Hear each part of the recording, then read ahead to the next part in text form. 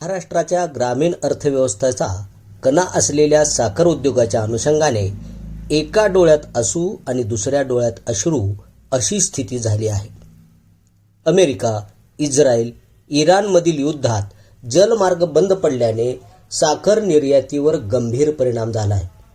त्यामुळे आंतरराष्ट्रीय बाजारातील साखरेचा क्विंटलचा भाव 3700 रुपयांवरून 3200 रुपये इतका घसरला आहे. निर्यातीसाठी निश्चित केलेल्या 20 लाख टन कोट्यातील साखर अडकून पडल्याने त्याचा दबाव देशांतर्गत बाजारावर वाढणार आहे.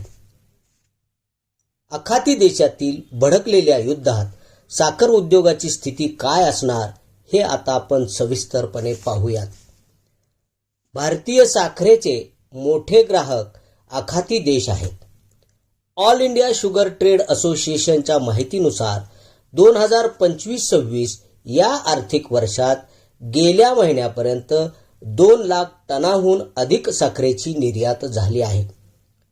भारतीय साखर आणि बायो एनर्जी उत्पादक संघटनेच्या अंदाजानुसार देशात यंदा 324 लाख टन साखरेचे उत्पादन अपेक्षित आहे. त्यातील इथेनॉलसाठीचा हिस्सा वगळल्यावर निव्वळ उत्पादन 293 लाख टन असेल. हे उत्पादन गेल्या वर्षीपेक्षा अधिक असेल. देशाला सर्वसाधारणपणे 283 लाख टन साखरेची आवश्यकता भासते. म्हणजेच काय तर आगामी काळात देशात साखरेचा तुटवडा भासणार नाही.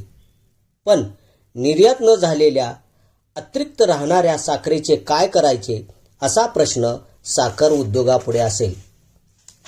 आता तुम्हाला हे महत्त्वाचं सांगायचं आहे ते म्हणजे शुगर बाउल ऑफ इंडिया अशी ओळख असलेल्या उत्तर प्रदेशला साखर उत्पादक संघटनेच्या अंदाजानुसार महाराष्ट्र मागे टाकणार आहे. संघटनेच्या अंदाजानुसार महाराष्ट्रात 118 लाख टन तर उत्तर प्रदेशात 98.5 लाख टन साखरेचे उत्पादन अपेक्षित आहे. गेल्या वर्षीपेक्षा उत्पादन वाढून यंदा कर्नाटकमध्ये 61 लाख टन साखरेचे उत्पादन अपेक्षित आहे.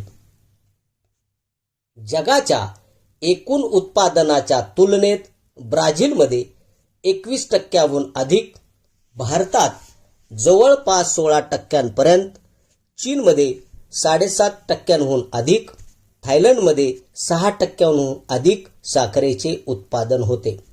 जागतिक स्तरावर वर्षाला सर्वसाधारणपणे 1750 लाख टन साखरेचे उत्पादन होते. युद्धामुळे साखरेचे आंतरराष्ट्रीय भाव कमी झाले असले तरी भारतात भाव स्थिर आहेत. महाराष्ट्रात घाऊक भाव क्विंटलला 4000 ते 4500 रुपयांपर्यंत आहे. किरकोळ किलोचा भाव 42 ते 48 रुपये इतका आहे.